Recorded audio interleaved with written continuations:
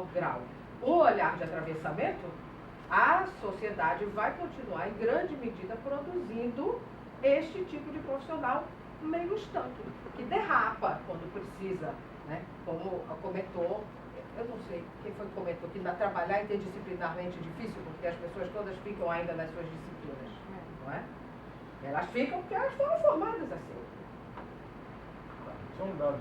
Só um dado técnico aqui, a revista Cosmos de Contexto ela tem quais interdisciplinaridade lá na plataforma sucupira da CAPES.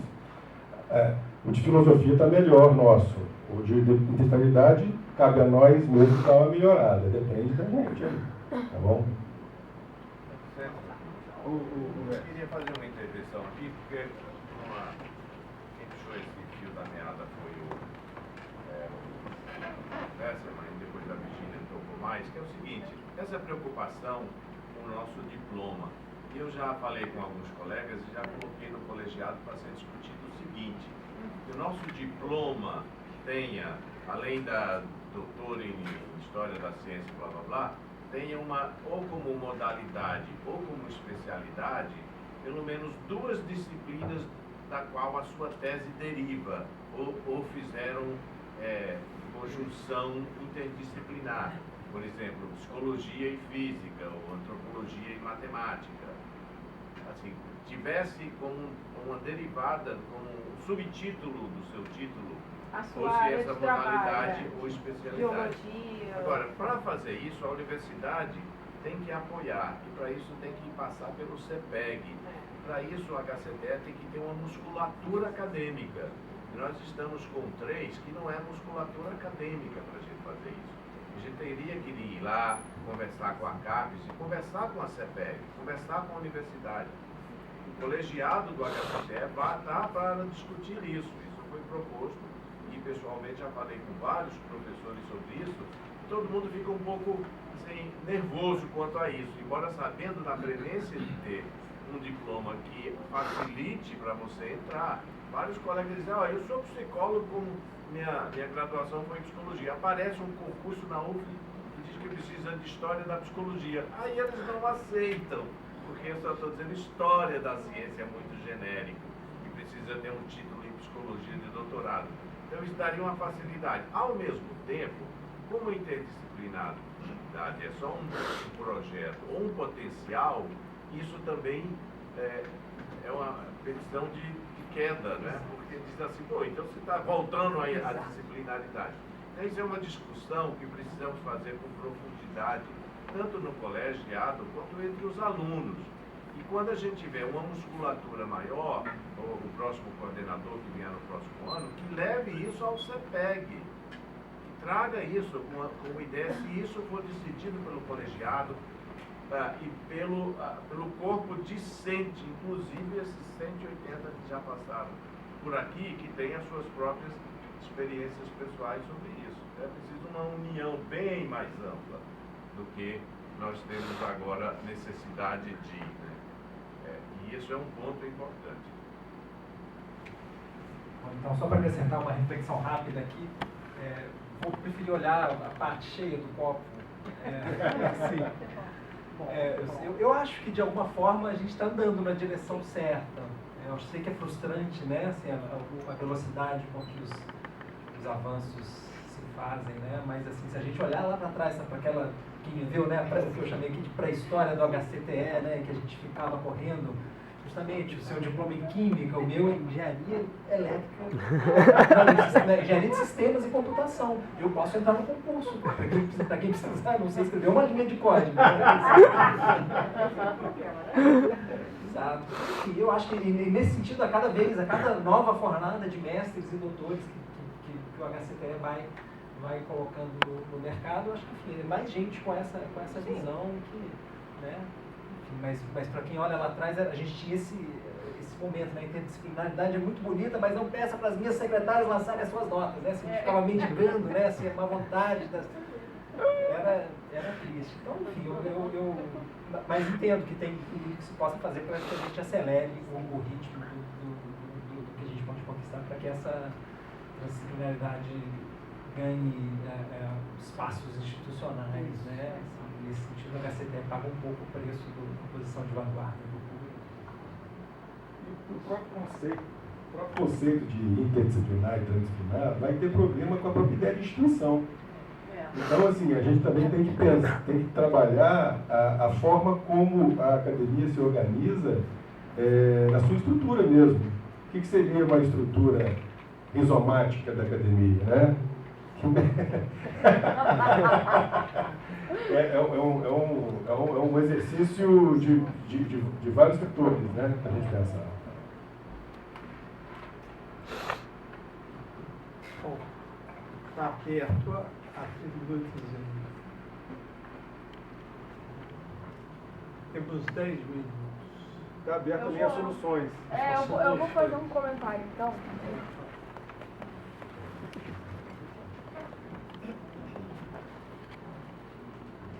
Sobre essa coisa meio burocrática que a CAPES nos impõe, a minha experiência é interdisciplinar desde a graduação, né?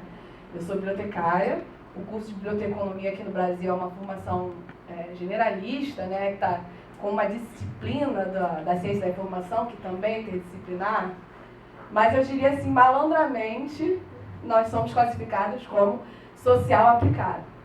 E o IBICT, onde eu fiz o mestrado em ciência da informação, consegue manter a sua avaliação 5 e 6, né, agora passou para 6, muito em função de ter à disposição dela periódicos científicos da área de ciência social, né, ser classificado em ciência social. Mas não é só social, é interdisciplinar, muito interdisciplinar. Então, assim, a interdisciplinaridade realmente, eu acho que o movimento mesmo é de sacudir mesmo a poeira e nos impor como uma área do conhecimento que existe, que contribui sim. A Nature, recentemente, ano passado, fez um artigo enorme para dizer que o futuro da ciência é a interdisciplinaridade. Então, eu acho que eu procurei, inclusive, o HCT por querer abordar uma coisa da informação mais filosófica, que no IBICT está mais voltado para processo, mais voltado para sistemas e tal, que eu não queria mais falar sobre isso, eu já tinha falado no mestrado, e fui muito bem acolhida, né? Estou sendo orientado por um físico engenheiro, que eu nunca pensei que fosse acontecer isso comigo, e está sendo ótimo, estou participando do grupo. Então, eu diria até assim, para o Mércio, aí fica esses encontros assim, quinzenais, ou até mesmo mensais com os discentes, para a gente tentar fazer um grupo de trabalho e mapear o que a gente pode fazer dentro desse universo que a gente está sendo constantemente posto de lado, né, tentando ser desacreditados, mas eu acho que tem que ir em frente, né? Então, é só isso que eu queria falar.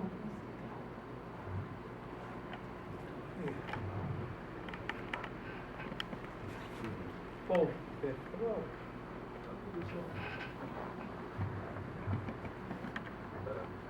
bom dia para todos, boa tarde.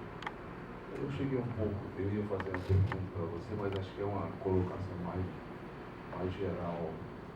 Essa questão da divulgação científica, um pouco depois eu não vi a introdução do seu trabalho, mas eu acho extremamente importante, acho que vai ter uma demanda muito grande de discussão, acho que da divulgação científica, assim, no campo mais popular. Você estava publicando, falando que publicou na revista Piauí a questão do debate sobre o problema do clima, e que existe toda uma corrente aí que diz que não existe aquecimento global e tal e tal. Eu acho que nós vamos entrar numa conjuntura que vai demandar um embate, um combate muito maior, exatamente nesse campo da divulgação de questões, porque, a meu ver, a gente está entrando um pouco, posso estar enganado, eu acho que é até difícil a gente falar isso, porque é muito contraditória essa análise. Assim, uma espécie de globalização com obscurantismo. Eu não sei se vocês estão... Quer dizer, você tem nos Estados Unidos já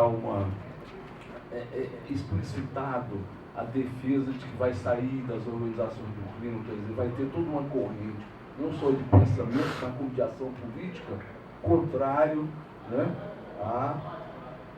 isso que você estava defendendo. Quer dizer, os caras estão fora do contexto da discussão científica, mas eles aparecem em outros espaços.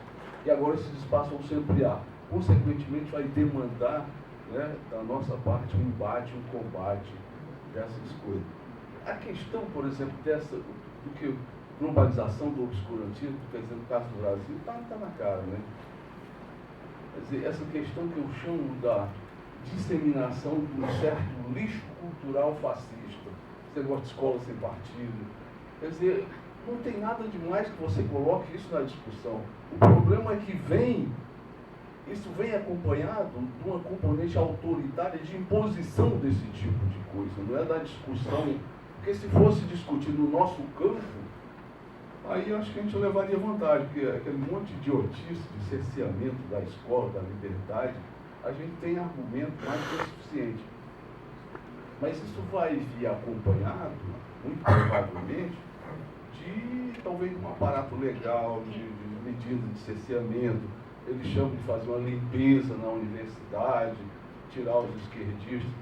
Eu digo que é complicado de colocar isso, porque na medida que você planta o terror, você contribui com eles, porque nós estamos introjetando aquilo que eles querem que a gente introjete. E até serve de balão de ensaio para dizer quais são os limites desse autoritarismo. É complicado da gente plantar o terror, ficar divertindo que vem isso, porque pode vir, mas pode não vir. Então você, de uma certa maneira, contribui para que ele venha, até sem resistência, porque aí tem discurso que vai dizendo que você, não vamos fazer isso, porque é uma provocação, entendeu? Então é uma situação complicada, mas o que eu quero dizer é que a gente vai ter uma conjuntura nessa questão do embate da divulgação científica bastante complicado, e nós vamos ser demandados a fazer isso não só no campo da academia, mas no campo em que esse conhecimento seja passado e seja entendido pela população. Isso que eu ia fazer uma pergunta para você nesse sentido, foi mais um discurso. Claro, te dou toda a razão. Eu acho que o governo que vai entrar aí no ano que vem já manifestou isso várias vezes. O presidente eleito, durante a campanha, disse que pretendia sair do Acordo de Paris, conforme o Trump fez.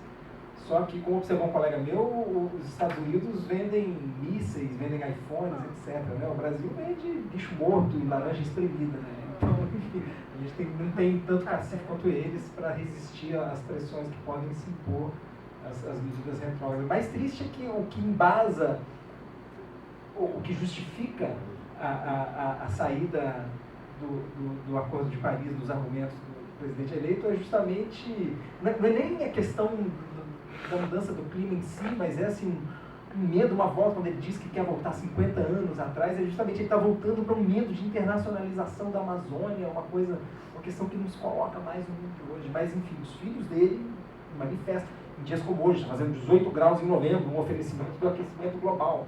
Os filhos dele colocam isso com frequência nas redes sociais, enfim, uma confusão de tempo e clima, assim, primária. Então, enfim, é esse mundo, né, que a gente está entrando, pós-fato, né, assim, então, e eu acho que dentro desse contexto é fundamental que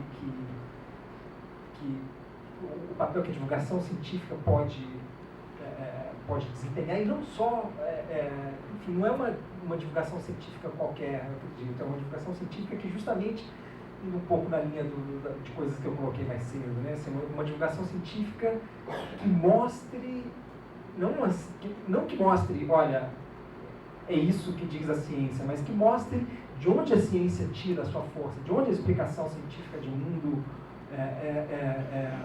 consegue a robustez que ela tem. Esse é um pouco o caminho que o Bruno Latour, teórico, um dos teóricos em que eu fundamento a minha pesquisa, vem fazendo. Ele foi, por muitos cientistas não entenderam o movimento dele quando ele começou a fazer etimologia da ciência no final dos anos 70. Eles o viram como um inimigo da ciência. No fundo, o que ele estava tentando fazer é simplesmente deixar de considerar a ciência como uma coisa dada, né? Assim, os conhecimentos científicos, os fatos, como, enfim, verdades absolutas, a história, sem historicidade. Ele estava justamente ancorando em coisas muito concretas, tentando mostrar como é que esse conhecimento, como é que a força desse conhecimento se deriva disso. E hoje ele está justamente, fez um movimento, está muito interessado em questões como essa, como a mudança do clima, e a negação do que a ciência mostra em relação à mudança do clima, e está vendo justamente cientistas que estão abraçando o tipo de explicação das convicções da ciência que ele vem fazendo nas últimas décadas. Então, enfim, mas realmente você tem razão quando fala de globalização do obscurativo. Teve gente, quando se anunciou o astronauta Marcos Pontes como o nosso futuro ministro da ciência, teve gente nas redes sociais que veio falar, mas a Terra é plana, então, quer dizer, não é só... o que a gente vai ter pela frente são os negacionistas do clima, os terraplanistas, então, a luta vai ser inglória, mas enfim, nós estamos aí, eu acho que tentar mostrar por que o conhecimento científico tem essa força vai ser muito importante nesses tempos que vem por aí, que já estão aí. Eu queria só acrescentar um detalhe nessa discussão, que é o seguinte: o fundamentalismo religioso aparece também em resposta a um certo fundamentalismo científico. E aí que a questão interdisciplinar ela é importantíssima. E eu não vou dizer que é fundamental para não cair em fundamentalismo. Pelo seguinte, se a gente for pensar, sendo muito fiel às minhas obsessões, se a gente for pegar esses grandes caras que fizeram a Revolução Científica, por exemplo, Giordano Bruno, Newton, Kepler, e até mesmo o pessoal da mecânica quântica, como o Wolfgang Pauli e o Schrödinger, são caras que estavam prestando muita atenção em bruxaria e em espiritualidade. E a obra deles é um híbrido disso tudo, né? Então, para a gente evitar o fundamentalismo do outro, a gente tem que olhar para o nosso e a gente tem que criar uma epistemologia plural, a gente tem que fazer o cultivo transdisciplinar também no nosso sistema de crença, né? A gente tem que aprender a aprender. A gente tem que entender que muitas vezes a gente estabelece limites a priori. É por isso que eu estou o tempo todo martelando que o transdisciplinar ele não pode ser apenas epistemológico. O trans ele tem que estar na vida.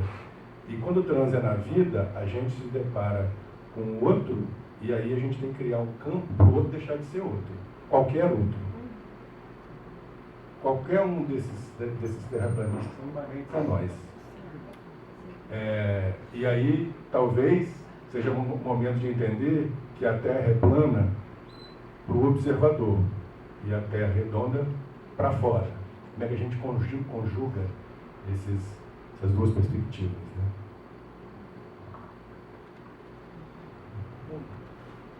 Praticamente é meio-dia, ou samba, né?